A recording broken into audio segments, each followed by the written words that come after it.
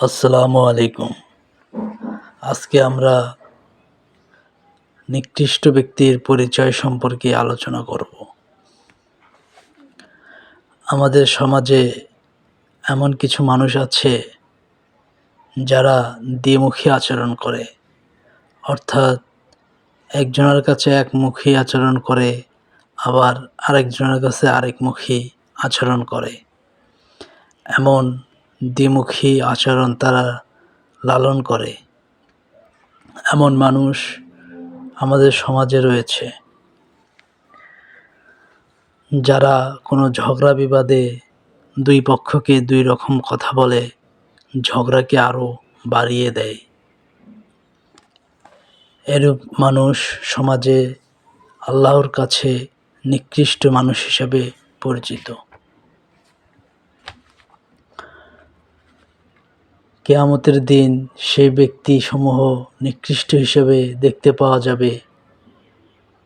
সেই লোকগুলো হচ্ছে, তারা এক মানুষের সাথে এক প্রকার চেহারা নিয়ে মিলিত হয়, আবার অন্য কোনো লোকের সাথে অন্য আরেক চেহারা নিয়ে উপস্থিত হয়। এমন লোকজন কিয়ামতের দিনও থাকবে নিকৃষ্ট ব্যক্তির তালিকায়।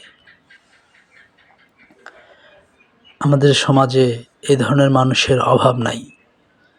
আমরা এই ধরনের মানুষ থেকে বেঁচে থাকব, বিরত থাকব, এবং আমরা নিজেরাও এমন মানুষ হব না যে একজনের কাছে একরকম চেহারা এবং আরেকজনের কাছে আরেক রকম চেহারা নিয়ে আমরা উপস্থিত হব।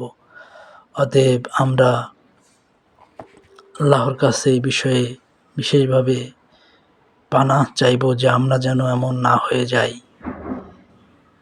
সুতরাং আমরা এমন আচরণ থেকে বিরত থাকব এবং সমাজকে বিরত রাখব। সবাইকে অসংখ্য ধন্যবাদ আমাদের সাথে থাকার জন্য।